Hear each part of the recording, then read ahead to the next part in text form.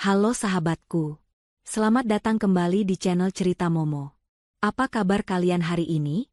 Semoga selalu sehat dan bahagia ya. Kali ini, Momo punya kisah yang benar-benar bakal bikin kalian gregetan, emosi, sekaligus penasaran sampai akhir. Bayangkan, bagaimana rasanya dikhianati oleh orang yang seharusnya melindungi keluarga kita saat kita sedang berduka? Nah, sebelum kita masuk ke ceritanya, yuk dukung channel ini dengan cara tekan tombol like dan subscribe sekarang juga. Jangan lupa, mari kita saling sapa di kolom komentar. Ayo absen dulu. Tulis nama kalian, asal kota, dan ketik hadir di bawah ya. Momo pengen tahu nih, sahabat Momo paling jauh dari kota mana aja. Sudah siap menahan emosi? Pasang sabuk pengaman kalian, tarik napas, dan mari kita mulai kisahnya. Tanah merah itu masih basah. Sebasah pipi Latifah yang tak henti dialiri air mata. Rumah yang biasanya ramai dengan tawa Haikal kini sunyi, hanya terdengar isak tangis yang memecah keheningan ruang tengah. Namun, bukan suara Latifah yang paling kencang terdengar, melainkan suara Bu Rara, ibu mertuanya. Wanita parubaya itu duduk terkulai di sofa, dikelilingi tetangga yang berusaha menenangkan. Teddy, suami Latifah, tampak sibuk memijat punggung ibunya sambil membisikkan kata-kata penenang, seolah-olah ibunya lah yang paling menderita di sini. Latifah hanya menatap kosong ke arah foto Haikal yang terpajang di atas meja, dikelilingi bunga melati yang wanginya justru membuat perutnya mual karena duka. Dadanya sesak, seakan ada batu besar yang menghimpit paru-parunya.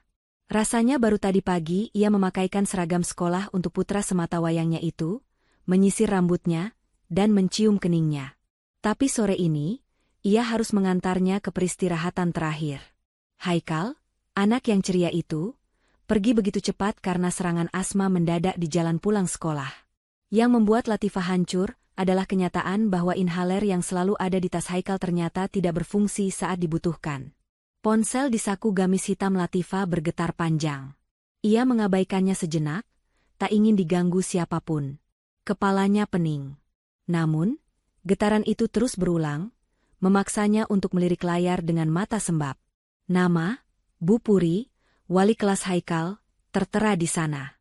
Latifah menghela napas panjang, menghapus sisa air mata dengan ujung kerudungnya yang lembab, lalu beranjak menjauh dari kerumunan pelayat menuju dapur yang sepi. Dengan suara serak dan parau, ia mengangkat telepon itu.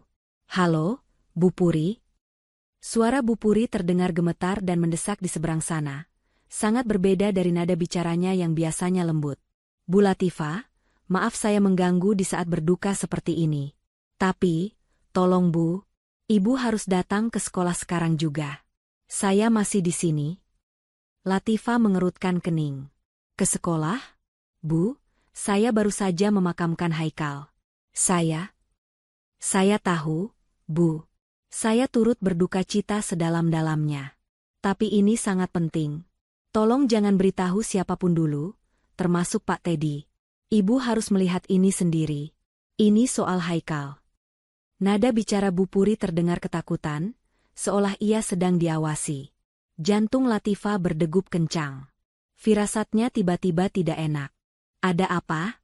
Mengapa gurunya meminta pertemuan rahasia hanya 3 jam setelah pemakaman? Tanpa banyak bertanya lagi, Latifah menyetujui. Ia menutup telepon dan kembali ke ruang tengah. Ia mendekati Teddy yang masih memeluk Bu Rara.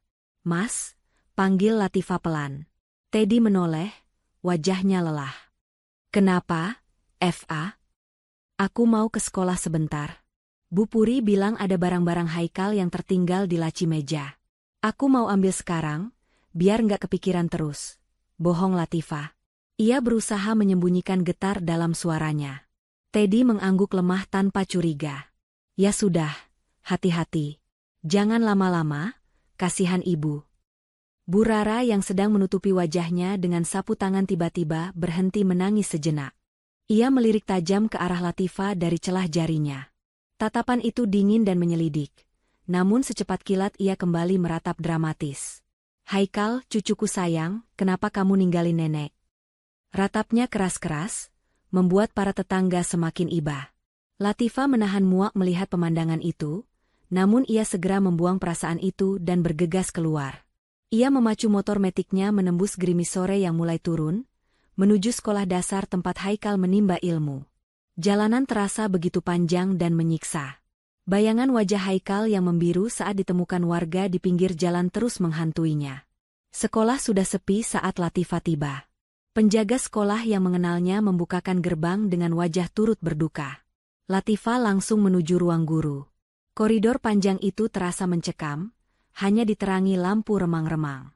Di ujung lorong, Bu Puri sudah menunggu dengan wajah pucat pasi. Matanya merah, sepertinya ia juga habis menangis. Tanpa banyak basa-basi, Bu Puri menarik tangan Latifah masuk ke ruang guru dan segera mengunci pintu. Ruangan itu dingin. Bu Puri mempersilakan Latifah duduk di depan laptopnya yang menyala. "Bu Puri, ada apa sebenarnya?" tanya Latifah, suaranya bergetar menahan tangis. "Kenapa saya harus kesini sembunyi-sembunyi?" Bu Puri menelan ludah, tangannya gemetar saat memegang mouse. "Bu Latifah, tadi setelah kabar duka itu sampai, saya merasa ada yang janggal.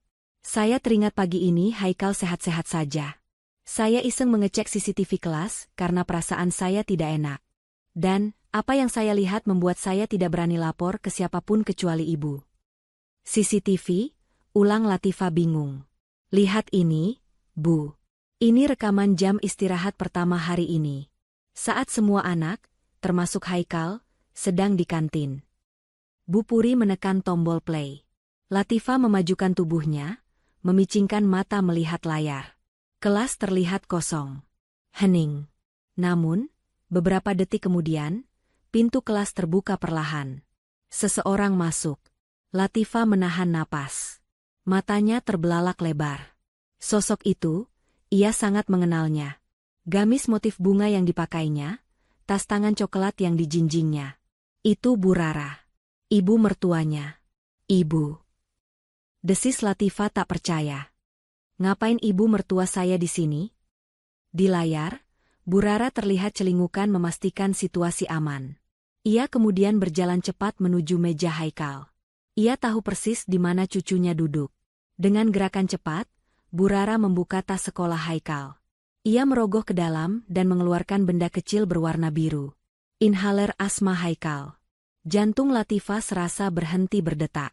Ia melihat dengan jelas Bu Rara membuka tutup inhaler itu, menuju ke wastafel di pojok kelas, yang biasa digunakan anak-anak mencuci tangan setelah melukis, dan membuang isi obat itu hingga habis. Tidak berhenti di situ, Bu Rara kemudian mengeluarkan botol air mineral dari tasnya, menuangkan sedikit air ke dalam tabung inhaler, lalu mengocoknya pelan. Setelah selesai, Bu Rara memasukkan kembali inhaler yang kini hanya berisi air biasa itu ke dalam tas Haikal. Sebelum keluar kelas, Bu Rara sempat berhenti sejenak menghadap kamera CCTV. Tanpa sadar ia terekam, dan tersenyum. Senyum tipis yang penuh kepuasan. Senyum yang mengerikan. Video berakhir. Layar menjadi gelap, tapi bayangan senyum Bu Rara masih terekam jelas di otak Latifah. Ruangan itu hening. Hanya terdengar deru napas Latifah yang memburu. Kakinya lemas ketika ia harus mencengkeram tepi meja agar tidak jatuh dari kursi. Air matanya kembali tumpah, namun kali ini rasanya panas membakar pipi. "Jadi?" Suara Latifah tercekat, tenggorokannya sakit. "Haikal anak saya?" Bu Puri mengangguk sambil terisak pelan. "Haikal meninggal bukan karena obatnya tidak bekerja, Bu. Tapi karena obatnya sudah diganti. Diganti oleh neneknya sendiri." Dunia Latifah runtuh untuk kedua kalinya hari ini. Namun kali ini, reruntuhan itu tidak membuatnya mati rasa. Justru sebaliknya, sebuah api kemarahan mulai menyala di dalam dadanya. Api yang sangat besar. Ia teringat wajah Bu Rara yang tadi menangis histeris di rumah, memeluknya, dan berkata betapa ia kehilangan cucu tercinta. Semua itu palsu. Air mata itu palsu. Pelukan itu palsu. Wanita tua itu adalah iblis berwajah malaikat yang telah membunuh darah dagingnya sendiri.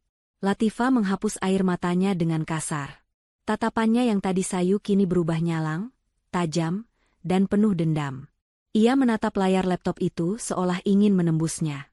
Rasa lemas karena duka perlahan berganti menjadi kekuatan yang mengerikan. Ia tidak akan membiarkan kematian anaknya menjadi sia-sia. Ia tidak akan membiarkan pembunuh itu tidur nyenyak malam ini, meskipun pembunuh itu tidur di kamar sebelah kamarnya. "Terima kasih, Bu Puri," ucap Latifah dingin, nadanya membuat bulu kuduk Bu Puri meremang. "Tolong simpan rekamannya. Saya butuh salinannya." Latifah bangkit berdiri. Tidak ada lagi Latifah yang lemah dan cengeng. Hari ini, seorang ibu yang menuntut keadilan telah lahir dari balik duka kematian putranya. Flashdisk kecil berwarna hitam di genggaman Latifah terasa panas, seolah menyimpan bara api yang siap membakar hangus seluruh kesabaran yang tersisa di dadanya. Ia baru saja melangkah keluar dari gerbang sekolah dengan napas memburu. Bayangan senyum Bu Rara di rekaman CCTV tadi terus berputar di kepalanya seperti kaset rusak yang mengerikan. Rasanya ia ingin berteriak, berlari pulang sekarang juga, mendobrak pintu rumah, dan menyeret wanita tua itu ke kantor polisi. Ia ingin Teddy tahu, ingin seluruh dunia tahu, bahwa nenek yang mereka kasihani itu adalah monster. Namun, tangan dingin Bu Puri yang menahan bahunya di parkiran sekolah tadi kembali terngiang.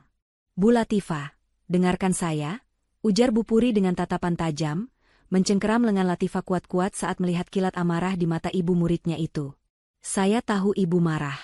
Sangat marah. Tapi ibu tidak boleh gegabah. Kalau ibu pulang sekarang dan melabrak Bu Rara hanya dengan rekaman ini, dia pasti akan menyangkal. Dia licik, Bu.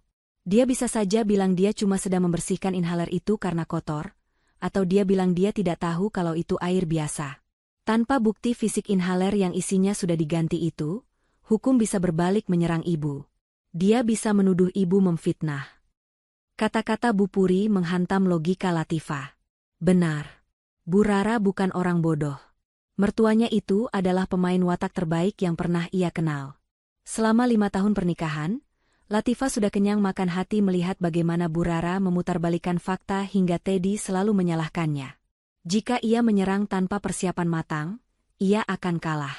Dan jika ia kalah, kematian Haikal tidak akan terbayar lunas.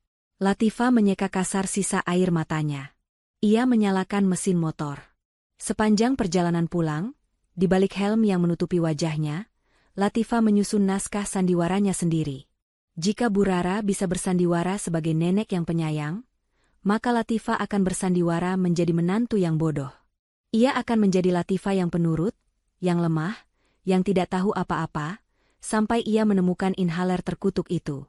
Sesampainya di rumah, suasana duka masih terasa pekat, namun tamu-tamu sudah mulai pulang. Hanya tinggal beberapa kerabat dekat yang sedang membereskan gelas-gelas air mineral. Latifah melangkah masuk dengan kaki gemetar, bukan karena takut, tapi menahan jijik. Pemandangan di ruang tengah membuatnya ingin muntah. Bu Rara sedang bersandar lemah di sofa dengan mata terpejam, sementara Teddy duduk di lantai memijat kaki ibunya dengan telaten. "Sakit sekali rasanya, Ted." Dada ibu sesak kalau ingat Haikal, rintih Bu Rara dengan suara dibuat-buat parau. "Cucu kesayangan ibu, kenapa harus dia yang diambil? Kenapa bukan ibu saja?" Teddy mengusap punggung tangan ibunya lembut. "Ibu jangan ngomong gitu. Ini semua sudah takdir. Ibu harus kuat, kalau ibu sakit." Teddy makin sedih. Latifah berdiri mematung di ambang pintu. Tangannya mengepal di samping tubuh, hingga kukunya menancap ke telapak tangan, menciptakan rasa perih yang menjaganya tetap sadar. Ia menarik napas dalam-dalam, membuang semua ego dan amarahnya ke sudut terdalam hatinya, lalu memasang topeng wajah sedih yang polos. "Assalamualaikum," ucap Latifah pelan.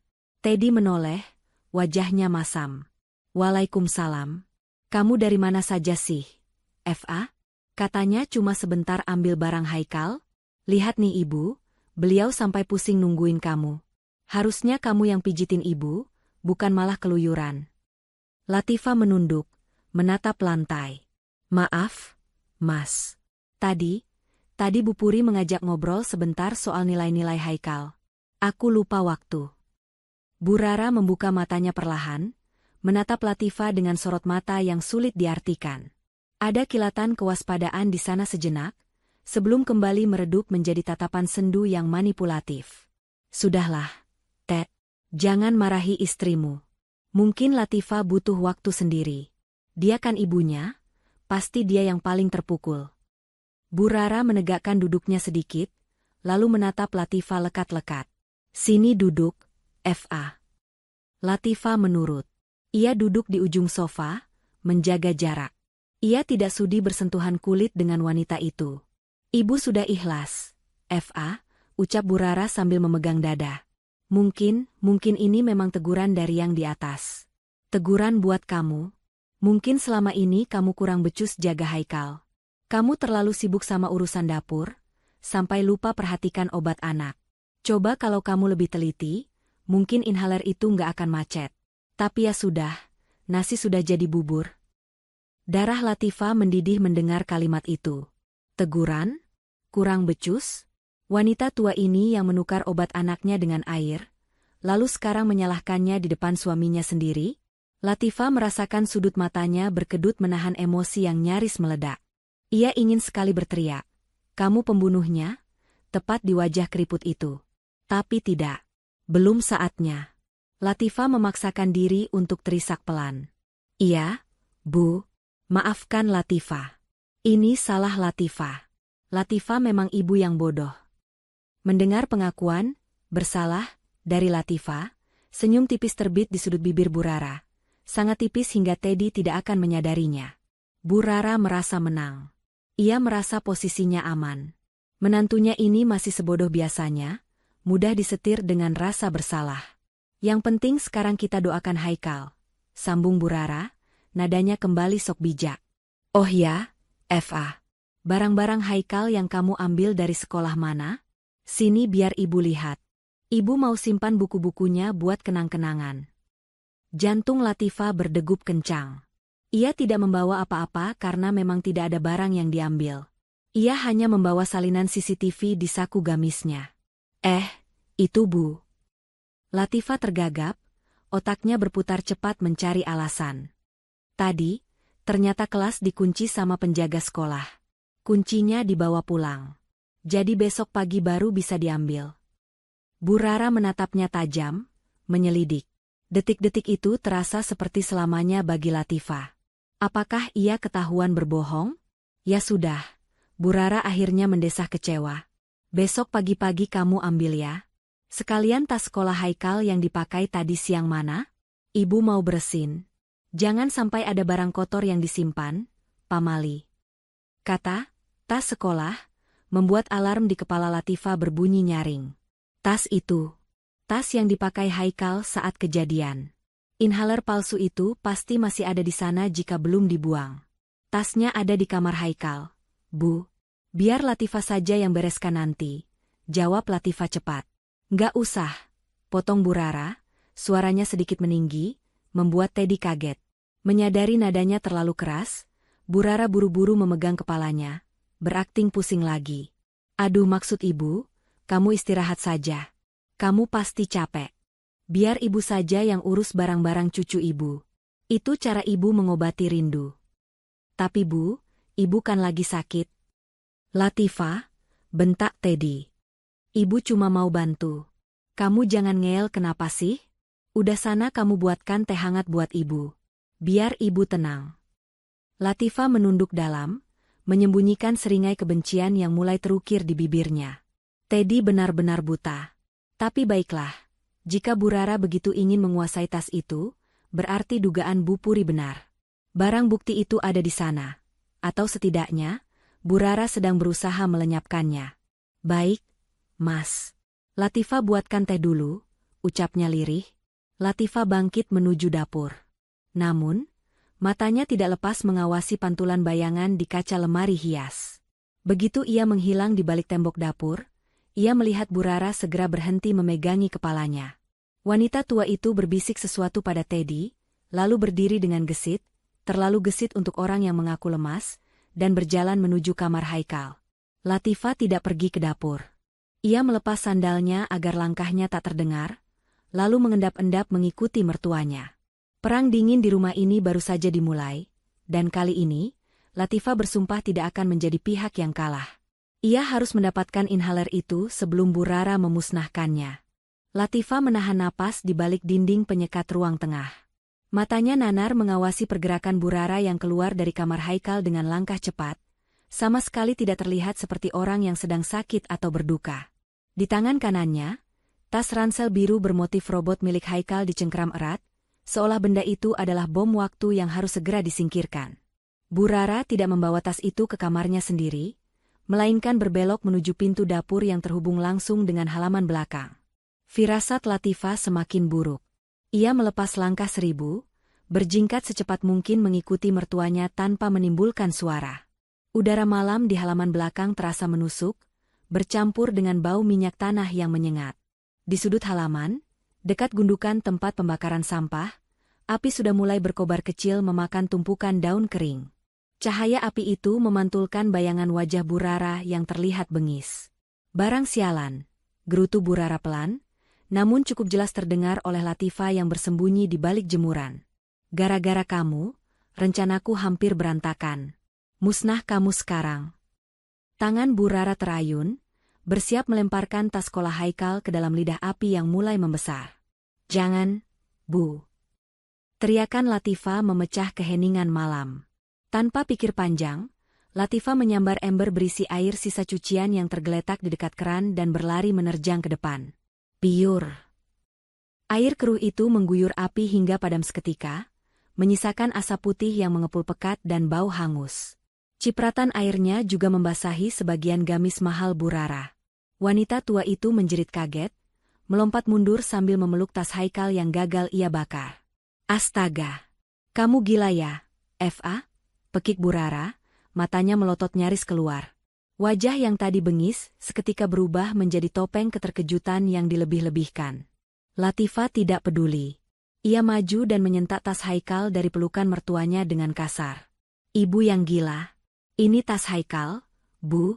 Kenapa mau dibakar? Anakku baru saja dikubur, tanahnya masih basah, dan ibu mau membakar kenang-kenangannya." Suara keributan itu memancing Teddy keluar. Pintu dapur terbuka kasar. "Ada apa ini? Ya Allah, ribut-ribut malam-malam begini, tetangga bisa dengar." Melihat kedatangan Teddy, Bu Rara langsung mengubah postur tubuhnya. Bahunya merosot, wajahnya ditekuk menjadi ekspresi paling menderita sedunia. Ia mulai terisak, tubuhnya gemetar dibuat-buat. "Lihat istrimu itu, Ted," rintih Bu Rara sambil menunjuk Latifah dengan tangan gemetar.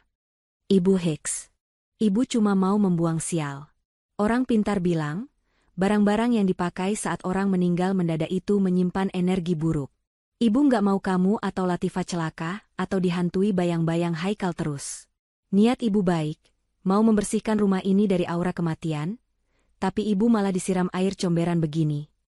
Teddy menatap ibunya yang basah kuyup, lalu beralih menatap Latifah dengan nyalang. Wajah lelahnya berubah merah pada menahan amarah. "Latifah, kamu keterlaluan," bentak Teddy. Ia melangkah maju dan mendorong bahu Latifah, hingga istrinya itu terhuyung ke belakang. "Ibu itu orang tua. Beliau cuma mau melindungi kita dengan caranya sendiri. Kamu nggak punya otak ya? Ibu lagi sakit, kedinginan, malah kamu siram." Latifah merasakan perih di hatinya melebihi dorongan fisik Teddy. Ia mendekap tas Haikal erat-erat di dada, air matanya menetes bukan karena sedih, tapi karena rasa frustrasi yang memuncak. Ingin sekali ia memutar rekaman CCTV itu sekarang juga di depan wajah Teddy, tapi ia tahu itu percuma. Teddy pasti akan mencari pembenaran lain, atau malah Bu Rara akan menuduh video itu editan. Ia butuh bukti fisik. "Mas, ini tas anakku." Suara Latifah bergetar, menahan gejolak di dadanya. "Di dalam sini mungkin masih ada buku PR-nya, ada pensilnya. Aku belum siap kehilangan semuanya." "Alasan," potong Bu Rara sinis, lalu buru-buru menutup mulutnya dan kembali berakting lirih. "Sudahlah, Ted. Jangan dipukuli istrimu. Mungkin dia memang lebih sayang sama tas butut itu daripada sama nyawa kita yang masih hidup. Ibu ngalah saja. Ibu masuk dulu, dingin." Bu Rara berjalan tertatih-tatih melewati Latifah. Saat berpapasan, Latifah bisa melihat seringai tipis di wajah mertuanya. Seringai kemenangan. "Awas kamu, Fa. Besok-besok jangan harap aku diam saja kalau kamu kasar sama ibu," ancam Teddy sambil menunjuk wajah Latifah, lalu bergegas memapa ibunya masuk ke dalam rumah, meninggalkan Latifah sendirian di halaman belakang yang gelap dan berasap. Setelah pintu tertutup, Latifah jatuh terduduk di atas tanah yang lembab. Tangisnya pecah tanpa suara. Ia memeluk tas biru itu, mencium aroma keringat anaknya yang masih tertinggal di sana. Maafin ibu, nak. Maafin ibu yang gak bisa lindungin kamu, bisiknya pilu. Namun, duka itu tidak berlangsung lama. Latifah teringat tujuannya. Dengan tangan gemetar, ia membuka resleting tas itu di bawah remang cahaya bulan. Jantungnya berpacu cepat. Ia mengeluarkan satu persatu isinya. Buku tulis, kotak pensil, botol minum kosong, baju olahraga kotor. Tangannya meraba ke saku jaring di samping tas. Kosong. Ia meraba saku depan. Kosong. Ia membalik tas itu, mengocoknya, berharap benda kecil berwarna biru itu jatuh. Nihil. Inhaler itu tidak ada. Latifah terduduk lemas. Pantas saja Bu Rara tadi sempat terlihat panik, tapi kemudian merelakan tas itu diambil Latifah. Ternyata benda utamanya sudah diambil. Bu Rara tidak sebodoh itu membakar barang bukti utama bersama tas yang besar. Wanita licik itu pasti sudah memisahkan inhaler tersebut. Latifah menyeka air matanya kasar. Giginya bergemerutuk. Ibu boleh ambil langkah pertama, tapi aku nggak akan berhenti, desisnya pada kegelapan malam. Malam itu, Latifah tidak tidur. Ia mendekap tas kosong itu sambil menatap langit-langit kamar. Di kamar sebelah, terdengar dengkuran halus Teddy, sementara di kamar tamu tempat Bu Rara menginap, hening. Latifah tahu, inhaler itu pasti masih ada di rumah ini. Bu Rara tipe orang yang pelit. Dia tidak akan membuang wadah inhaler yang harganya mahal itu begitu saja. Dia pasti menyimpannya untuk dijual atau dipakai lagi nanti. Pencarian Latifah belum berakhir. Justru, permainan kucing-kucingan ini baru saja dimulai. Dan Latifah bersumpah, ia akan menjadi pemburu yang sabar. Pagi itu, suasana di rumah masih terasa kelabu, namun Latifah sudah bangun lebih awal dari biasanya. Di kamar mandi, sambil menyalakan keran air agar suaranya tersamar, ia menelepon Dimas, sepupu jauhnya yang bekerja di sebuah firma hukum di Jakarta. Suaranya berbisik, namun tegas. Ia menceritakan kecurigaannya tentang rekaman CCTV dan tentang inhaler yang hilang. Dimas di seberang sana terdengar kaget, namun berjanji akan membantu menyelidiki latar belakang keuangan Bu Rara dan menyiapkan berkas tuntutan jika bukti fisik sudah ditemukan. Setelah menutup telepon, Latifah keluar dengan wajah yang sudah dipasang mode, sendu dan pasrah. Teddy sedang duduk di meja makan, menyeruput kopi dengan wajah kusut karena mengambil cuti berkabung. Bu Rara? Wanita itu sedang duduk santai memakan bubur ayam yang baru saja dibeli Teddy, seolah kejadian semalam di halaman belakang tidak pernah terjadi. Enak buburnya, Bu? Tanya Latifah datar, menuangkan air putih. Bu Rara hanya melirik sinis, tak menjawab. Teddy yang menjawab dengan nada ketus, ya enaklah. Kamu sih, pagi-pagi bukannya masakin ibu, malah lama banget di kamar mandi. Ibu itu butuh asupan biar nggak sakit. Belum sempat Latifah menjawab, terdengar gedoran keras di pintu depan. Buka. Keluar kalian.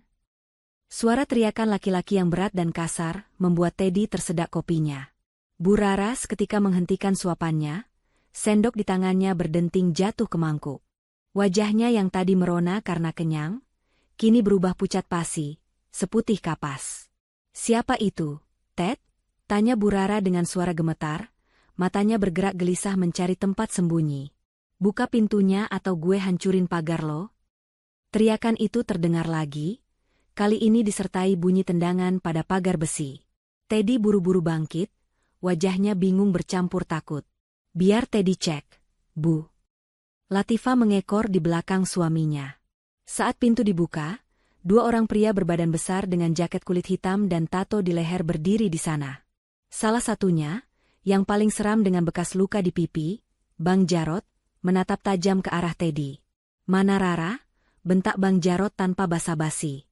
Teddy mengerutkan kening, nyalinya menciut tapi berusaha membela ibunya. Maaf, Bang cari ibu saya? Ada urusan apa ya marah-marah begini? Kita lagi berduka, anak saya baru meninggal kemarin. Gue nggak peduli siapa yang mati. Gue mau duit gue balik. Bang Jarot mendorong dada Teddy, hingga suaminya itu mundur beberapa langkah. Bilang sama emak lo, Rara, Utang dia di slot judi online sama arisan bodong itu udah jatuh tempo 2 bulan. Totalnya 200 juta sama bunga. Kalau hari ini nggak bayar, gue sita rumah ini. Jantung Latifah berdesir hebat. Judi online? Arisan bodong? Jadi selama ini gaya hidup mewah Bu Rara, gamis-gamis mahalnya, perhiasannya, semua dibiayai dari hutang? Latifah menatap mertuanya yang kini mengintip dari balik tirai jendela dengan tubuh gemetar hebat. Teddy ternganga, matanya membelalak tak percaya. Apa? Judi? Nggak mungkin. Ibu saya itu rajin pengajian, nggak mungkin main judi. Halah, banyak bacot lo. Rara, keluar lo. Bang Jarot hendak merangsek masuk. Tiba-tiba Bu Rara keluar dari persembunyiannya. Bukan untuk mengaku, tapi ia langsung menjatuhkan diri ke lantai, bersujud di kaki Teddy sambil menangis meraung-raung. Akting kelas Piala Citra dimulai lagi. Ampun, Ted, tolongin ibu. Ratap Bu Rara histeris. Itu bukan hutang ibu. Itu hutang almarhum Besan. Hutang bapaknya Latifah. Latifah terperanjat. Darahnya mendidih sampai ke ubun-ubun. Bapaknya sudah meninggal 3 tahun lalu. Orang yang paling jujur dan sederhana, kini namanya dibawa-bawa oleh wanita iblis ini. Apa? Ibu jangan asal bicara ya. Bapak saya nggak pernah berhutang. Bu Rara menunjuk wajah Latifah sambil terus menangis, memutarbalikan fakta dengan sangat licin. Kamu nggak tahu apa-apa, Eva. Dulu bapakmu butuh uang buat pengobatan jantung, dia pinjam uang pakai nama ibu karena dia nggak punya jaminan. Ibu kasihan, ibu pinjamkan KTP ibu. Sekarang orang-orang ini nagih ke ibu padahal bapakmu yang pakai uangnya. Ibu diam saja selama ini karena mau jaga nama baik bapakmu di depan Teddy. Bang Jarot dan temannya tampak bingung sejenak melihat drama keluarga itu, tapi mereka tidak peduli. Gue nggak urus siapa yang pakai duitnya. Namanya Rara, ya Rara yang bayar. Gue kasih waktu 1 jam, atau gue angkut barang-barang di sini. Bang Jarot meludah ke tanah lalu duduk di teras, menunggu dengan wajah garang. Teddy menatap Latifah dengan tatapan yang nyalang, penuh kebencian. Ia percaya bulat-bulat pada ibunya. Kamu dengar itu, Eva? Bentak Teddy, suaranya menggelegar memenuhi ruang tamu. Bapak kamu itu nyusahin. Udah mati pun masih ninggalin beban buat ibu saya. Ibu saya sampai dikejar preman begini gara-gara bapak kamu. Mas, demi Allah, Bapak nggak pernah. Diam, potong Teddy kasar. Ia menjambak rambutnya sendiri karena frustrasi. Kita harus bayar sekarang. Malu sama tetangga kalau ribut begini terus. Bu Rara mendongak, air mata buayanya bercucuran. Ted pakai uang apa? Ibu nggak punya uang sebanyak itu. Tabungan ibu habis buat bantu bapaknya Latifah dulu. Teddy berpikir keras, lalu matanya tertuju pada Latifah. Tatapan itu dingin dan menuntut. Cairkan tabungan pendidikan Haikal. Latifah mundur selangkah, memegang dadanya. Apa? Enggak. Itu uang masa depan Haikal, maksudku. Itu uang santunan dan tabungan yang aku kumpulkan susah payah, Mas. Itu hak Haikal. Haikal sudah mati, Eva, teriak Teddy di depan wajah istrinya. Anak itu udah nggak butuh uang sekolah. Tapi ibu saya masih hidup. Nyawa ibu terancam preman.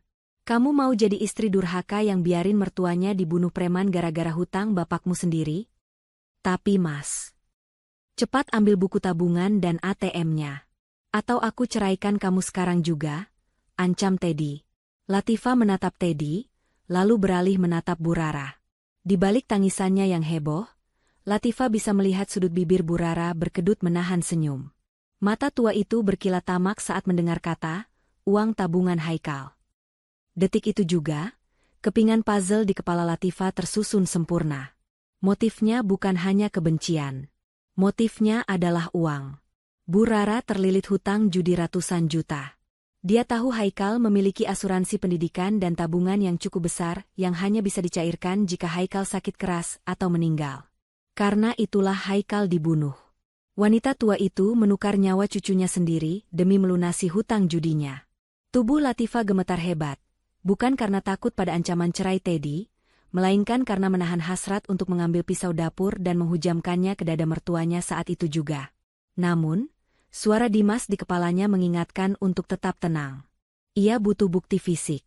Ia butuh waktu. Dengan tangan kaku, Latifah berjalan masuk ke kamar. Baik, Mas. Aku ambilkan. Latifah menyerah di pertempuran ini untuk memenangkan peperangan besar nanti. Ia membiarkan uang itu diambil, karena ia tahu, uang itu akan menjadi jejak bukti yang tak terbantahkan bahwa Bu Rara menggunakan kematian Haikal untuk keuntungan pribadi. Tunggu pembalasanku, Bu, bisik Latifah sambil mengambil buku tabungan Haikal yang bergambar kartun lucu. Air matanya menetes jatuh ke sampul buku itu. Uang ini akan jadi tiketmu ke neraka. 3 hari berlalu sejak kejadian penagih hutang itu. Rumah yang seharusnya masih berkabung kini terasa panas oleh aura kemenangan Bu Rara. Setelah hutangnya lunas menggunakan uang tabungan almarhum Haikal, sikap mertua Latifah itu kembali seperti ratu. Tidak ada lagi air mata, tidak ada lagi akting bersujud di kaki Teddy. Yang ada hanya perintah-perintah ketus yang terlontar dari mulutnya setiap pagi. F.A. Masakan ibu sayur lodeh. Jangan pedas-pedas. Lambung ibu perih gara-gara stres kemarin. Teriak Bu Rara dari ruang tengah sambil menonton televisi dengan volume keras. Latifah yang sedang menyapu lantai hanya menjawab lirih. Iya, Bu. Teddy sudah berangkat kerja sejak pagi. Lelaki itu kini bersikap dingin pada Latifah, masih termakan hasutan ibunya bahwa mendiang ayah Latifah lah biang keladi semua masalah ini. Latifah menerima perlakuan dingin itu dengan diam. Ia membiarkan mereka merasa di atas angin, karena semakin mereka lengah, semakin mudah bagi Latifah untuk bergerak. Pukul 9 pagi, Bu Rara bersiap pergi. Ia mengenakan gamis terbaiknya dan mematut diri di cermin. Saya mau ke pasar dulu, mau beli buah. Badan rasanya lemas kurang vitamin. Pamitnya pada Latifah tanpa menoleh. Kamu jaga rumah. Jangan keluyuran. Begitu suara pagar tertutup dan deru ojek online yang membawa Bu Rara menjauh, Latifah langsung meletakkan sapunya. Jantungnya berdegup kencang. Ini kesempatannya. Latifah bergegas masuk ke kamar tamu yang kini ditempati Bu Rara. Kamar itu berantakan. Baju-baju berserakan di kasur, bekas bungkus camilan menumpuk di meja. Bau minyak angin bercampur parfum murahan menusuk hidung. Latifah mulai menggeledah. Targetnya satu, inhaler itu. Latifah tahu betul sifat mertuanya. Bu Rara adalah definisi manusia kikir yang tidak akan membuang barang yang masih punya nilai jual.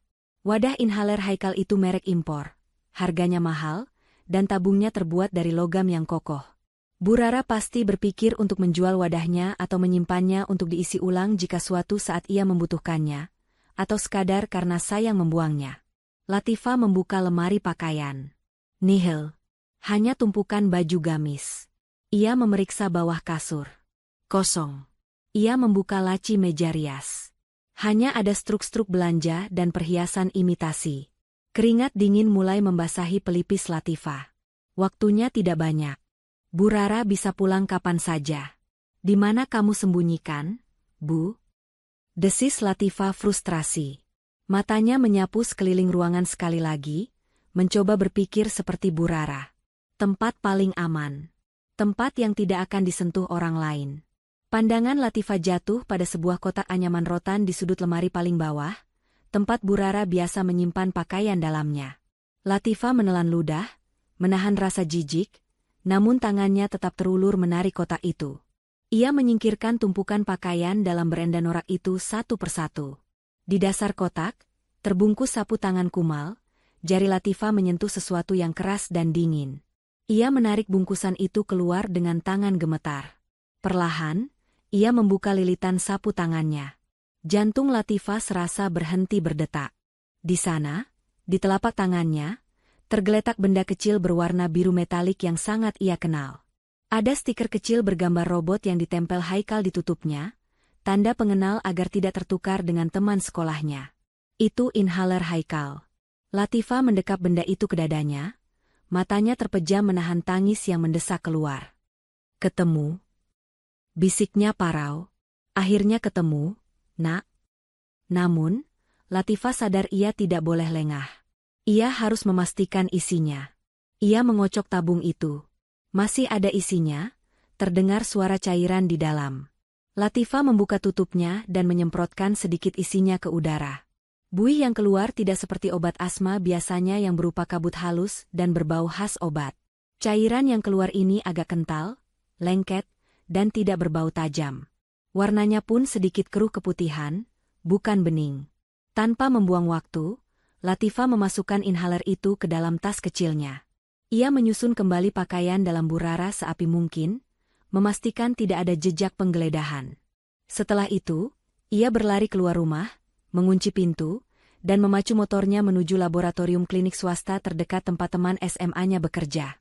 1 jam kemudian, Latifah duduk di ruang tunggu lab dengan kaki yang tak bisa diam.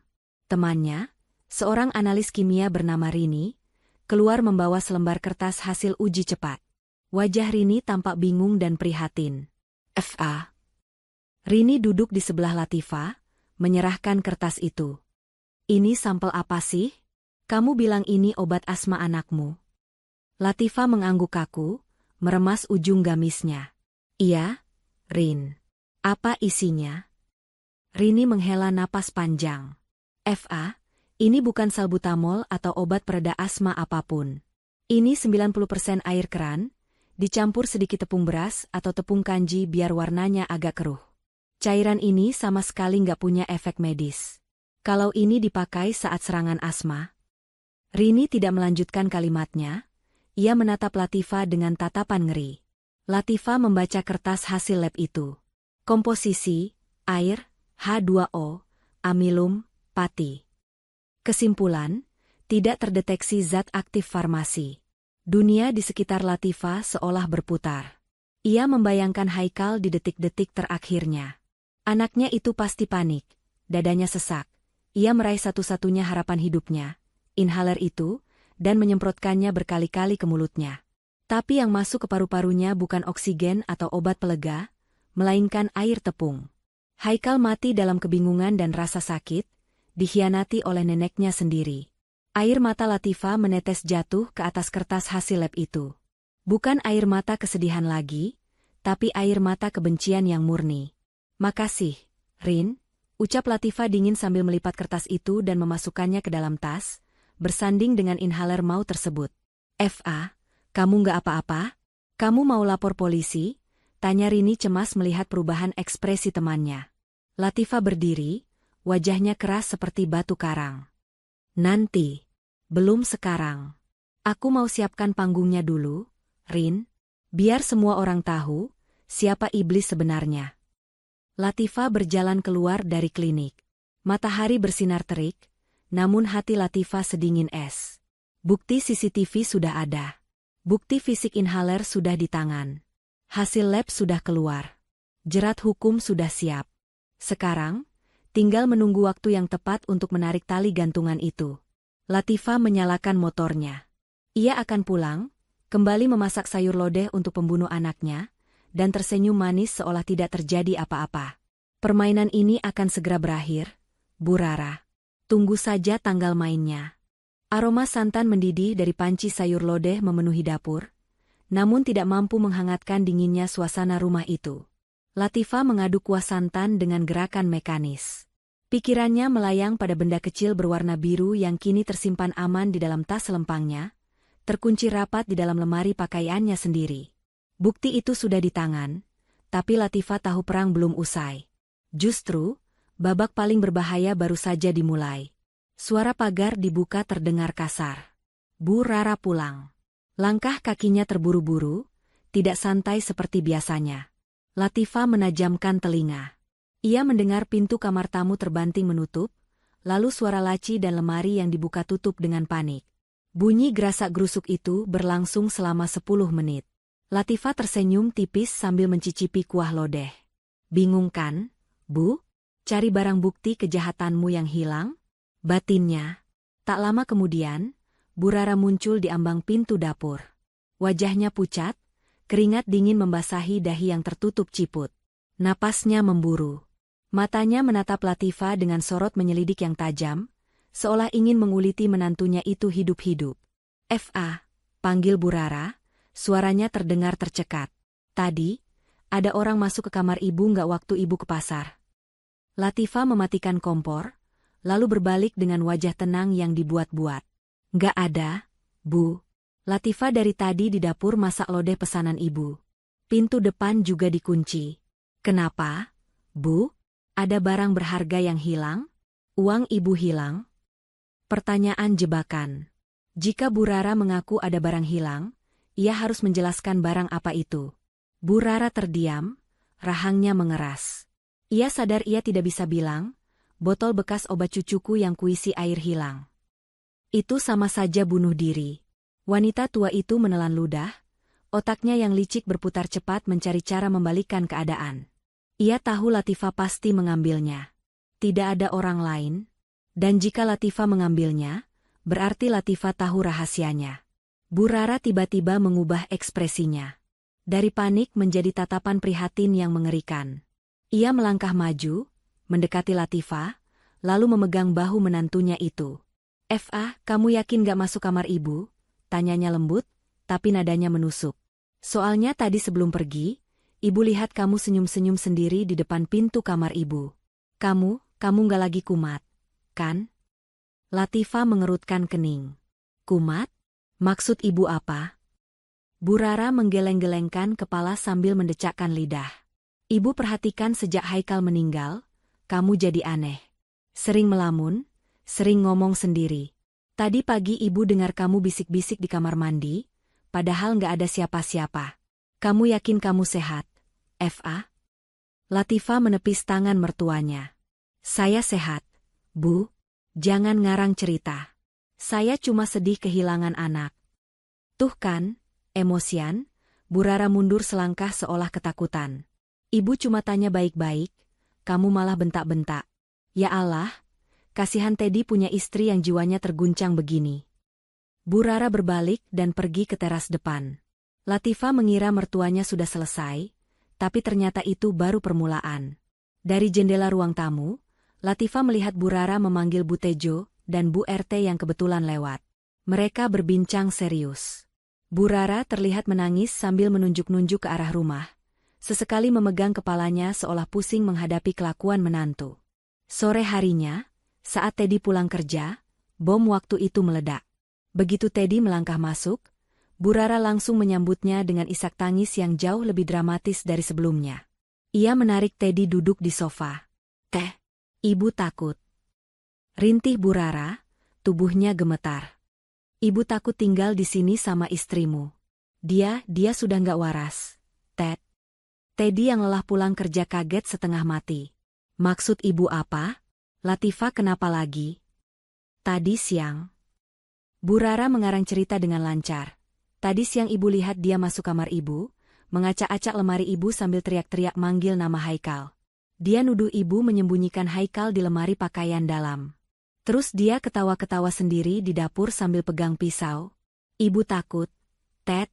Dia halusinasi. Dia pikir Haikal masih hidup dan disembunyikan ibu." Latifah yang baru keluar dari kamar membawa nampan teh untuk suaminya ternganga mendengar fitnah keji itu. "Astagfirullah. Itu bohong, Mas. Demi Allah aku nggak pernah melakukan itu." "Diam kamu," bentak Teddy. Ia berdiri dan menatap Latifah dengan tatapan ngeri bercampur marah. "Pantas saja tadi di jalan Bu RT negur aku. Katanya kamu teriak-teriak di halaman belakang kemarin malam, terus hari ini tetangga dengar kamu banting-banting barang. Kamu kenapa sih, Eva?" "Mas, dengar dulu. Itu akal-akalan ibu. Ibu bohong karena dia panik ada barangnya yang high." "Cukup," potong Bu Rara histeris. "Tuh kan, Ted, lihat. Sekarang dia nuduh ibu bohong. Tadi dia nuduh ibu nyuri, sekarang nuduh ibu pembohong. Besok apa? Dia bakal bunuh ibu karena dia pikir ibu yang bikin Haikal mati." Teddy memijat pelipisnya yang berdenyut. Ia menatap Latifah bukan sebagai istri, tapi sebagai pasien rumah sakit jiwa. Tatapan itu menyakitkan Latifah lebih dari apapun. Suaminya sendiri, orang yang tidur di sebelahnya selama bertahun-tahun, lebih percaya pada ibunya yang baru tinggal seminggu di sini daripada istrinya sendiri. "Fa," suara Teddy merendah, tapi dingin. "Aku tahu kamu terpukul. Aku juga sedih Haikal meninggal. Tapi kalau kamu sampai begini, ini sudah bahaya. Kamu menuduh ibu macam-macam, kamu mengganggu tetangga. Mungkin benar kata ibu, kamu butuh bantuan profesional. Maksud Mas? Tanya Latifah lirih.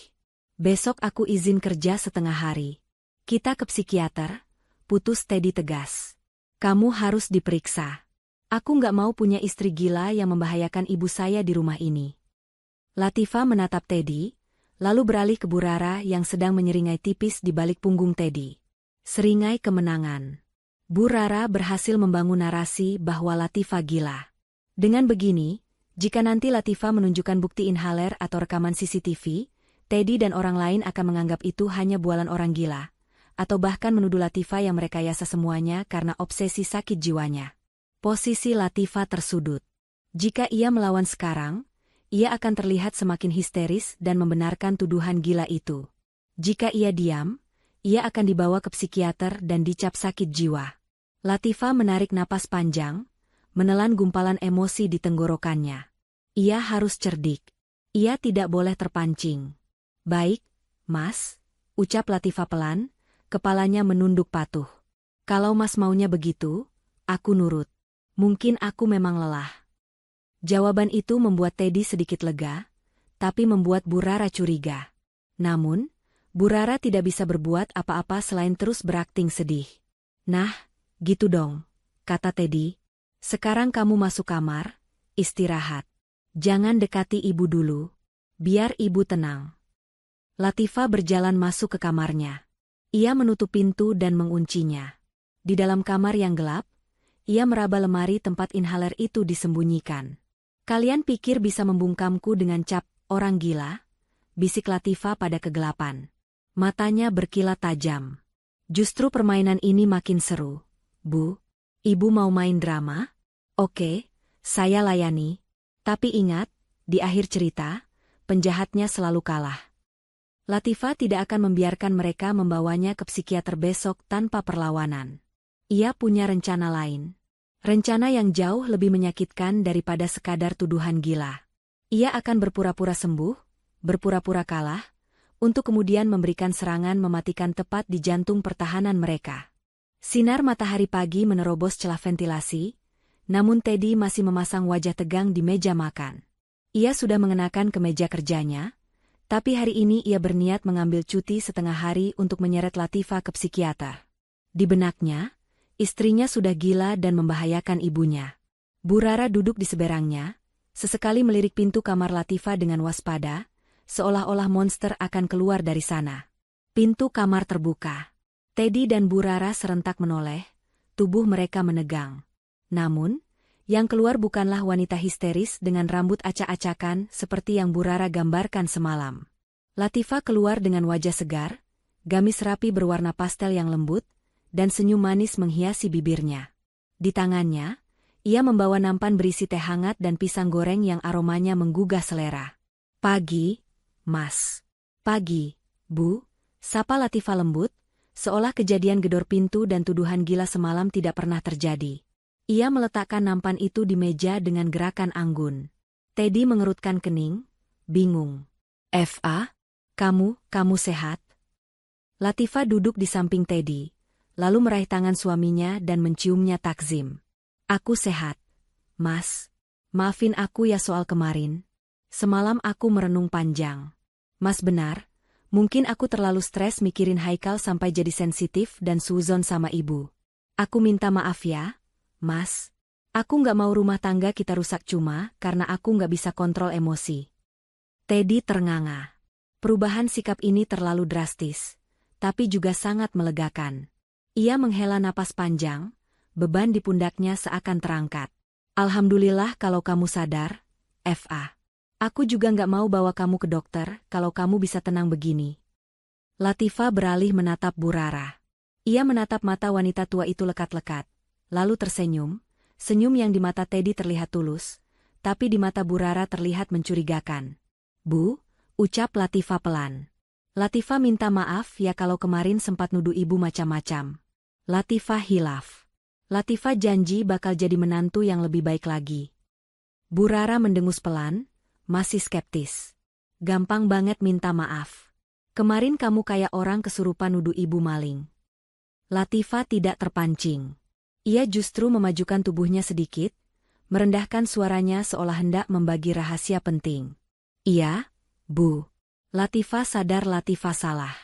Apalagi tadi pagi Latifah baru dapat kabar gembira dari pihak asuransi. Katanya berkas klaim asuransi jiwa Haikal sudah disetujui pusat. Lusa uangnya cair, Bu. Totalnya 500 juta rupiah, belum termasuk santunan kematian. Kalimat 500 juta bekerja seperti mantra sihir. Mata Bu Rara yang tadi sipit karena curiga, seketika membelalak lebar. Postur tubuhnya yang defensif langsung rileks. Wajah judesnya berubah cerah dalam hitungan detik. 500 juta. Jumlah itu terbayang menari-nari di pelupuk matanya. Itu bisa membeli banyak perhiasan emas, gamis baru, bahkan mungkin renovasi rumah di kampung. Oh, ya ampun, Eva. Nada bicara Bu Rara berubah 180 derajat menjadi manis dan keibuan. Ia langsung memegang tangan Latifah. Alhamdulillah. Itu rezeki anak soleh. Ya sudah, Ibu maafkan. Namanya juga orang lagi berduka, emosi pasti nggak stabil. Ibu ngerti kok, Ibu nggak simpan dendam. Latifah tersenyum dalam hati. Kena kau, Bu, batinnya. Umpan uang selalu berhasil menjinakkan mertuanya yang mata duitan ini. Makasih ya, Bu, jawab Latifah. Mas Teddy jadi kerja hari ini? Teddy mengangguk semangat sambil menyambar pisang goreng. Jadi dong. Kalau kamu sudah baikan sama ibu begini, Mas tenang ninggalin rumah. Mas berangkat dulu ya, ada meeting pagi. Sepeninggal Teddy, suasana rumah menjadi sedikit canggung namun terkendali. Bu Rara menjadi sangat ramah pada Latifah, meski keramahan itu terasa plastik. Ia sesekali memancing pembicaraan tentang rencana penggunaan uang asuransi itu, yang ditanggapi Latifah dengan jawaban diplomatis, nanti kita atur bareng-bareng ya, Bu. Siang harinya, ponsel Latifah berbunyi. Pesan singkat dari Teddy, FA, Mas lembur malam ini. Ada audit mendadak. Mungkin pulang jam 11 malam. Kamu makan duluan aja sama ibu. Latifah membaca pesan itu dengan jantung berdebar kencang. Ini bukan kebetulan, ini adalah jalan yang dibukakan Tuhan. Teddy tidak ada di rumah. Hanya ada dia dan Bu Rara. Panggung sandiwara babak terakhir sudah siap digelar. Bu, panggil Latifah dari dapur. Mas Teddy lembur. Nanti malam kita makan berdua aja ya. Latifah mau masak spesial buat merayakan perdamaian kita. Latifah mau masak rendang kesukaan ibu. Wah, boleh itu. Sahut Bu Rara dari depan TV dengan antusias. Masak yang banyak ya. Sore itu, Latifah sibuk di dapur. Namun, bukan hanya bumbu rendang yang ia racik. Di sela-sela memasak, ia menyelinap ke ruang makan. Ia mengeluarkan sebuah pulpen kecil dari saku gamisnya. Bukan pulpen biasa, melainkan spy pen perekam suara yang ia pinjam dari Dimas kemarin sore lewat kurir ojek online. Ia meletakkan pulpen itu di dalam wadah tisu di tengah meja makan, menyelipkannya sedemikian rupa sehingga tidak terlihat namun tombol perekamnya sudah aktif. Tidak cukup satu, Latifah juga mengaktifkan kamera ponsel lamanya. Ia menyembunyikan ponsel itu di balik tumpukan majalah di rak bufet, yang menghadap langsung ke kursi makan tempat Bu Rara biasa duduk. Lensa kameranya mengintip kecil dari celah majalah, siap merekam setiap gerak-gerik dan ekspresi wajah. Jebakan sudah terpasang. Pukul 7 malam, hidangan sudah tersaji. Aroma rendang yang pekat dan menggoda memenuhi ruangan. Latifah berdandan rapi, memakai gamis terbaiknya, memberikan kesan bahwa makan malam ini memang perayaan istimewa. Ayo makan, Bu, ajak Latifah sambil menuangkan air ke gelas Bu Rara. Bu Rara duduk dengan mata berbinar menatap daging rendang yang empuk. Ia sama sekali tidak curiga. Di kepalanya hanya ada bayangan uang 500 juta yang akan cair lusa. Ia merasa sudah memenangkan hati Latifah kembali, dan sebentar lagi ia akan memegang kendali atas uang itu. Kamu memang mantu pintar masak, FA, puji Bu Rara sambil menyendok nasi. Sayang Teddy nggak bisa ikut makan enak begini. Latifah duduk di hadapannya, tersenyum misterius. Nggak apa-apa, Bu.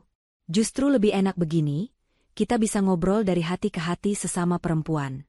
Tanpa ada Mas Teddy. Latifah menuangkan es sirup ke gelas mertuanya. Silakan, Bu. Makan yang banyak. Ini mungkin makan malam paling berkesan buat kita.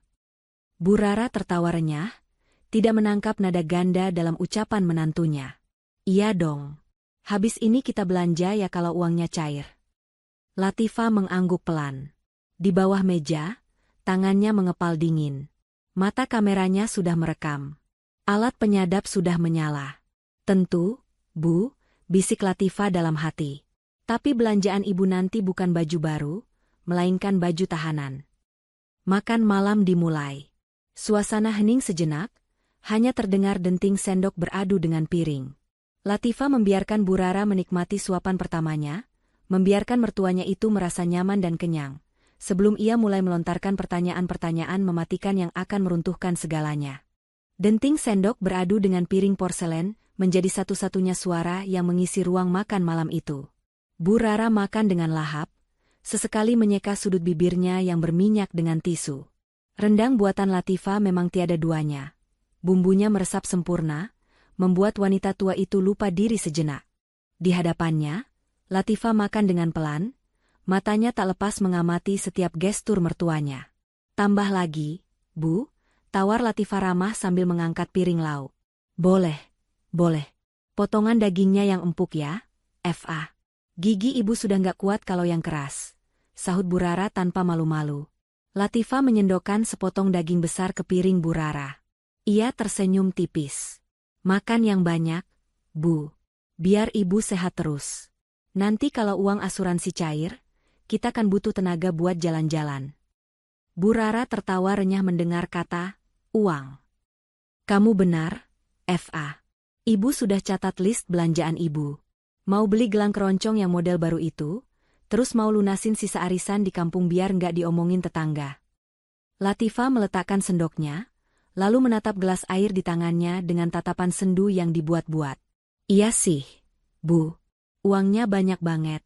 Tapi, kadang Latifah sedih kalau ingat uang itu ada gara-gara Haikal meninggal. Rasanya, kayak kita nukar nyawa Haikal sama uang ini. Bu Rara berhenti mengunyah. Ia menelan makanannya cepat-cepat, lalu menatap Latifah dengan pandangan meremehkan. Ceka, kamu ini ya, Fa. Kebiasaan melankolis. Jangan mikir gitu Pamali, rezeki kok ditolak.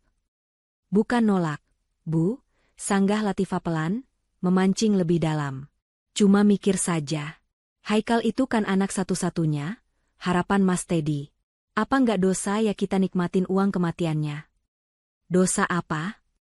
Bu Rara meletakkan sendoknya agak keras. Nadanya mulai meninggi karena merasa kesenangannya diganggu. Dengar ya, Fa. Haikal itu anak penyakitan. Dari bayi asma melulu, keluar masuk rumah sakit. Kamu sama Teddy habis berapa juta buat obat dia? Puluhan juta, kan? Dia itu beban, Fa. Beban buat kamu, beban buat Teddy. Latifah menahan napas, jantungnya berdegup kencang. Umpannya dimakan. Ia harus menarik kailnya pelan-pelan agar ikannya tidak lepas. Iya juga sih, Bu. Latifah mengangguk setuju, berpura-pura pasrah. Selama ini gaji Mas Teddy habis buat berobat Haikal terus. Kita jadi nggak punya tabungan. Mungkin memang takdirnya begini ya, Bu. Biar beban Mas Teddy hilang. Melihat Latifah setuju, Bu Rara merasa mendapat validasi. Egonya melambung tinggi. Ia merasa sebagai pahlawan yang telah menyelamatkan ekonomi keluarga ini. Ia memajukan wajahnya, suaranya merendah menjadi bisikan konspirasi. Nah, itu kamu sadar. Makanya kamu harusnya berterima kasih sama ibu. Kalau ibu nggak bertindak tegas, sampai kapan kamu mau jadi sapi perah rumah sakit? Tangan Latifah di bawah meja mencengkeram lututnya sendiri kuat-kuat. Bertindak tegas gimana maksud ibu? Tanyanya dengan nada polos yang mematikan. Memangnya ibu ngapain? Bu Rara tersenyum miring, senyum penuh kebanggaan yang mengerikan. Karena merasa aman, hanya berdua dengan menantu yang ia pikir sudah bersekutu dengannya, Bu Rara akhirnya membuka kartu asnya. Ya ibu bantu, percepat prosesnya. Bisik Bu Rara santai, seolah sedang membicarakan resep masakan. Kamu pikir inhaler itu rusak sendiri? Enggak, Fa. Itu ibu yang atur. Ibu ganti isinya. Ibu ganti? Latifah membelalakan mata, berpura-pura kaget namun takjub. Ganti pakai apa? Bu? Kok bisa nggak ketahuan dokter? Bu Rara tertawa kecil, tawa yang terdengar seperti gesekan piring pecah di telinga Latifah. Ya pakai air keran lah. Ibu campur sedikit tepung kanji biar warnanya keruh kayak obat. Gampang kan? Cuma butuh waktu 2 menit di kelas pas jam istirahat. Nggak ada yang lihat, nggak ada jejak. Anak itu sesak napas. Semprot air, ya lewatlah. Bersih, rapi, uang cair. Ibu jenius kan? Darah Latifah mendidih. Rasanya ia ingin melompat ke seberang meja dan mencekik leher keriput itu saat ini juga. Pengakuan itu keluar begitu lancar, tanpa setitik pun rasa penyesalan. Nenek macam apa yang membanggakan pembunuhan cucunya sendiri sebagai tindakan jenius? Namun, Latifah menahan dirinya sekuat tenaga. Ia melirik sekilas ke arah kotak tisu di mana spy pen itu berkedip samar, merekam setiap kata biadab itu. Wah, ibu nekat banget. Puji Latifah dengan suara bergetar yang ia samarkan sebagai kekaguman. Kalau Mas Teddy tahu gimana, Bu? Wajah Bu Rara seketika berubah serius. Ia menunjuk wajah Latifah dengan garpu. Awas kamu ya. Jangan sampai Teddy tahu. Teddy itu lembek. Dia nggak akan ngerti kalau ini demi kebaikan dia juga. Ini rahasia kita berdua. Kalau kamu buka mulut, ibu pastikan kamu yang diusir dari rumah ini. Ingat, Teddy lebih percaya ibu daripada kamu. Latifah mengangguk cepat. Iya, Bu. Latifah janji nggak akan bilang. Latifah juga butuh uang itu. Bagus, Bu Rara kembali menyendok rendangnya dengan nikmat. Sudah, makan lagi. Jangan bahas yang sedih-sedih. Besok kita ke mall, ibu mau lihat-lihat tas. Latifah kembali memegang sendoknya, namun nafsu makannya sudah hilang total. Di dalam hatinya, ia tersenyum dingin. Makanlah yang kenyang, Bu, batin Latifah. Nikmati suapan terakhir kebebasanmu malam ini. Karena besok, bukan tas yang akan ibu lihat, tapi jeruji besi. Malam itu, setelah Bu Rara masuk kamar dengan perut kenyang dan hati senang, Latifah segera membereskan meja makan. Dengan tangan gemetar, ia mengambil pulpen perekam dari kotak tisu dan mematikan rekamannya. Ia juga mengambil ponsel yang tersembunyi di rak bufet. Ia masuk ke kamarnya, memasang earphone, dan memutar ulang rekaman itu. Suara Bu Rara terdengar jernih dan jelas, ya pakai air keran lah. Anak itu sesak napas, semprot air, ya lewatlah. Air mata Latifah menetes lagi, tapi kali ini disertai senyum kepuasan yang getir.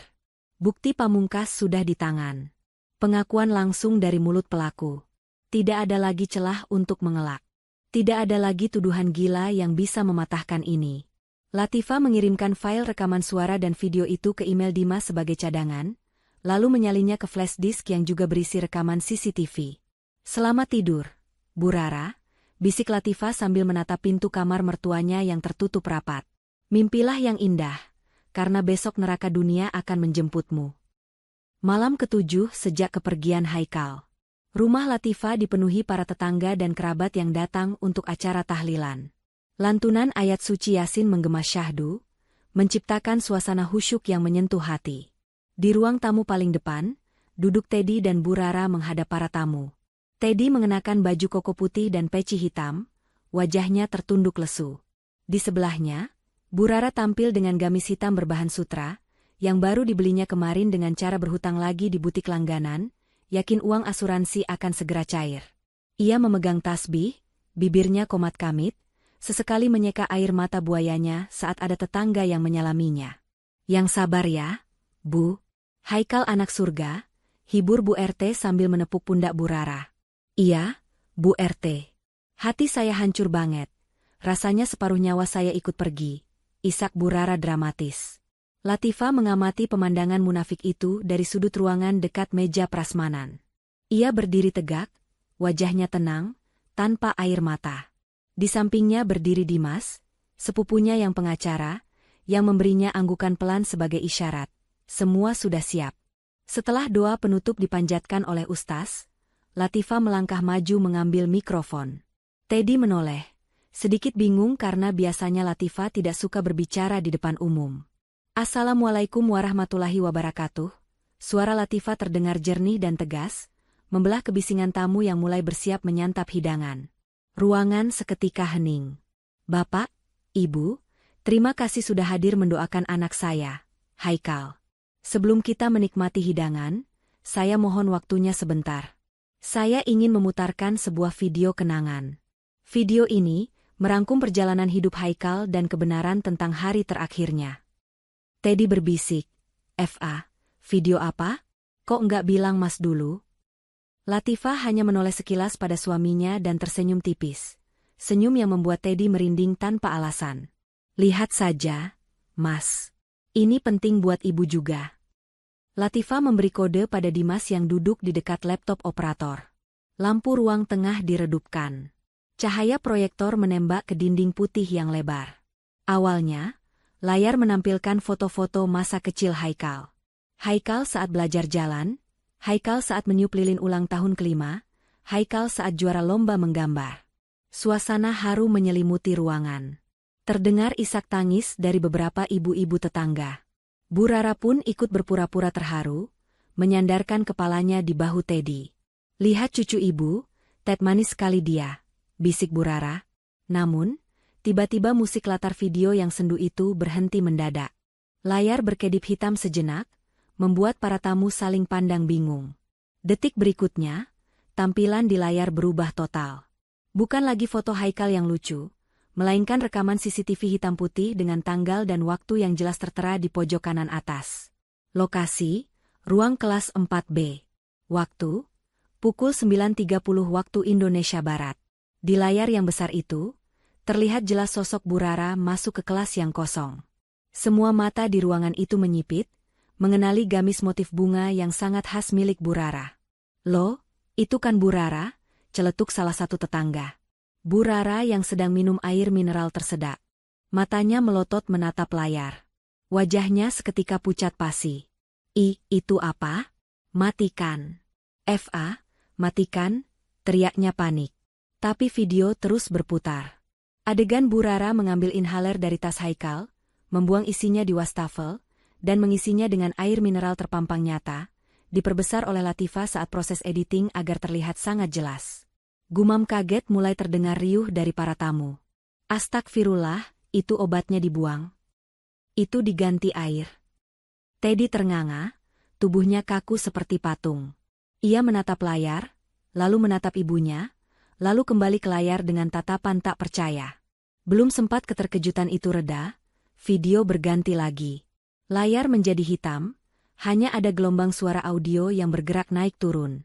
Suara percakapan terdengar, jernih dan keras, memenuhi setiap sudut ruangan melalui speaker aktif yang besar. "Ya pakai air keran lah. Ibu campur sedikit tepung kanji biar warnanya keruh kayak obat." Anak itu sesak napas. "Semprot air, ya lewatlah. Bersih, rapi, uang cair. Ibu jenius kan?" Suara tawa Bu Rara yang mengerikan di akhir rekaman itu menggema, memantul di dinding-dinding rumah, menusuk telinga siapapun yang mendengarnya. Keheningan yang mencekam melanda ruangan itu selama 3 detik. Lalu, meledaklah kekacauan. "Pembunuh!" teriak Bu Tejo histeris. "Itu nenek gila. Dia bunuh cucunya sendiri." "Biadab!" seru Pak RT, berdiri dengan wajah merah padam. Bu Rara gemetar hebat di kursinya. Keringat dingin mengucur deras membasahi gamis mahalnya. Ia mencoba berdiri untuk lari, tapi kakinya lemas. Ia menoleh ke arah Teddy, memohon perlindungan. "Ted, itu bohong. Itu editan. Latifah fitnah ibu. Jangan percaya." Teddy perlahan bangkit berdiri. Wajahnya yang tadi lesu kini berubah menjadi topeng kemarahan dan kesakitan yang luar biasa. Air mata mengalir di pipinya, tapi bukan air mata sedih, melainkan air mata kehancuran. Ia menatap ibunya seolah melihat monster asing yang menjijikkan. "Ibu." Suara Teddy parau, bergetar hebat. "Jadi benar? Haikal mati karena ibu? Demi uang?" "Enggak, Ted. Sumpah demi Allah." Bu Rara masih mencoba menyangkal, tangan keriputnya berusaha meraih tangan Teddy. Teddy menepis tangan ibunya dengan kasar. Plak! Tepisannya begitu kuat hingga Bu Rara terhuyung jatuh kembali ke sofa.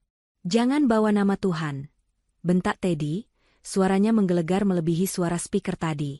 Urat-urat lehernya menonjol. Aku dengar sendiri suara ibu. Aku lihat sendiri kelakuan ibu di video itu. Aku anak ibu, aku hafal gerak-gerik ibu. Tega-teganya ibu itu darah dagingku. Bu, itu cucu ibu. Teddy ambruk berlutut, memukuli lantai dengan tangannya. Ya Allah, selama ini aku salah, aku malah nyalahin istriku, aku malah mau bawa dia ke rumah sakit jiwa, ternyata iblisnya ada di sini. Bu Rara yang terpojok melihat sekeliling. Tatapan para tetangga yang biasanya hormat kini berubah menjadi tatapan jijik dan penuh kebencian. Tidak ada satupun yang membelanya. Latifah berjalan mendekat. Ia berdiri di hadapan Teddy dan Bu Rara. Wajahnya dingin, tanpa ekspresi. Ia bukan lagi menantu yang teraniaya. Malam ini, ia adalah hakim yang menjatuhkan vonis.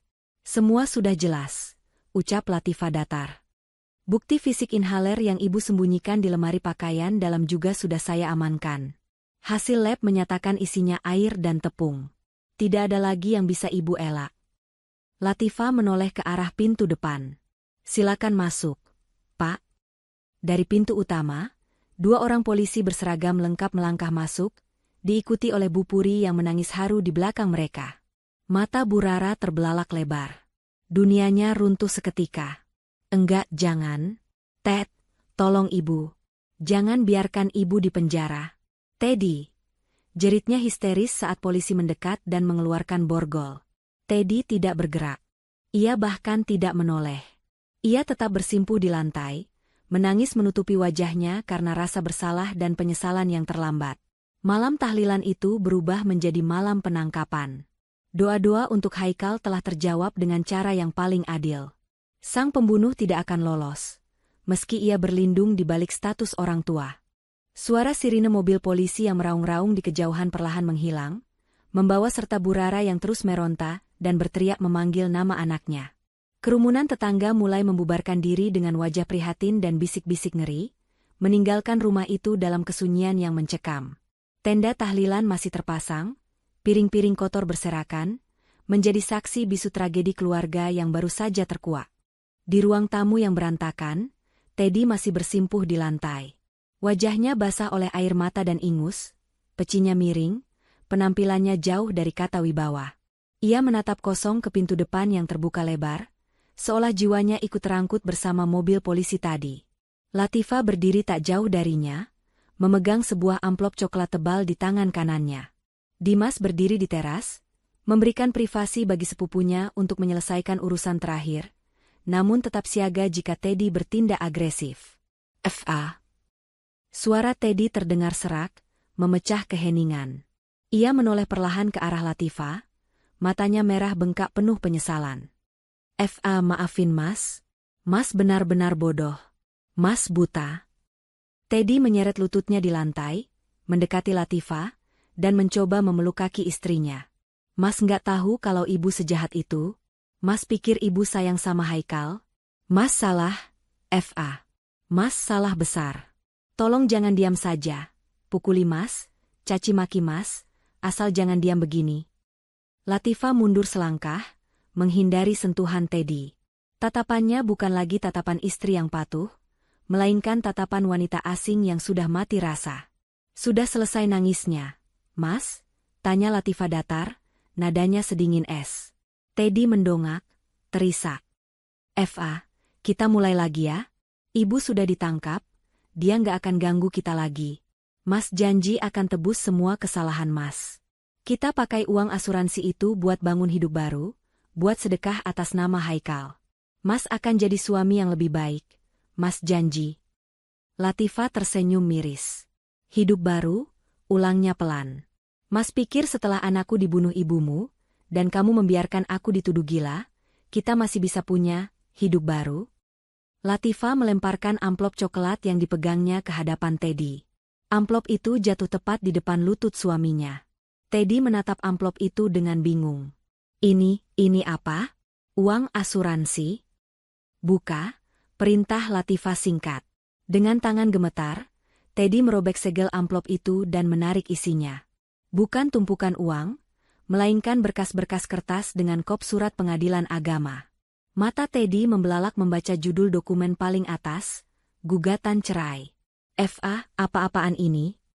Teddy mendongak, wajahnya pucat pasi. Kamu minta cerai? FA, jangan bercanda. Mas masih cinta sama kamu. Mas cuma korban kebohongan ibu. Cinta? Latifah tertawa pelan, tawa yang terdengar sangat pedih. Mas, cinta itu melindungi. Cinta itu percaya. Waktu aku bilang ibu mencurigakan, kamu malah bilang aku gila. Waktu aku butuh sandaran setelah anak kita mati, kamu malah sibuk mijitin kaki pembunuh anak kita. Kamu bukan korban, Mas. Kamu adalah kaki tangan dia karena ketidakpedulianmu. Latifah menarik napas panjang, melepaskan beban yang selama ini menghimpit dadanya. Anakku mati karena keserakahan ibumu, dan dia menderita di akhir hidupnya karena bapaknya tidak pernah tegas. Aku tidak butuh uang asuransi itu. Uang itu haram, berlumuran darah Haikal. Silakan Mas ambil, pakai buat bayar pengacara ibumu. Tapi aku selesai. FA. Nggak bisa gitu. Kamu mau kemana? Teddy mencoba bangkit mengejar, tapi kakinya terlalu lemas hingga ia terjatuh kembali. Latifah berbalik badan, melangkah pasti menuju pintu keluar. Ia tidak menoleh lagi. Ia tidak membawa tas pakaian, tidak membawa harta benda. Ia hanya membawa harga dirinya yang sempat terinjak-injak. Di gerbang depan, Dimas sudah menyalakan mesin mobil. Di samping mobil, Bu Puri berdiri menunggu. Guru Haikal itu tersenyum lembut sambil merentangkan tangan. Latifah menghambur ke pelukan Bu Puri, menumpahkan tangis terakhirnya, tangis kelegaan. Kamu hebat, Bu Latifah. Kamu ibu yang hebat. Haikal pasti bangga di sana, bisik Bu Puri sambil mengusap punggung Latifah. Latifah menghapus air matanya dan menatap langit malam yang bersih tanpa awan. Bintang-bintang berkelap-kelip, seolah Haikal sedang mengedipkan mata padanya. Selamat tinggal, Mas Teddy. Selamat tinggal, neraka, batin Latifah. Ia masuk ke dalam mobil Dimas. Mobil itu melaju perlahan meninggalkan rumah yang kini hanya berisi seorang suami yang meraung-raung dalam penyesalan yang tak berujung. Keadilan telah ditegakkan, dan Latifah akhirnya bebas. Pesan moral. Uang bisa dicari, namun kepercayaan dan nyawa yang hilang tak akan pernah bisa kembali. Jangan biarkan ketamakan menutup mata hati, dan jangan biarkan pengabdian pada orang tua membuatmu buta akan kebenaran.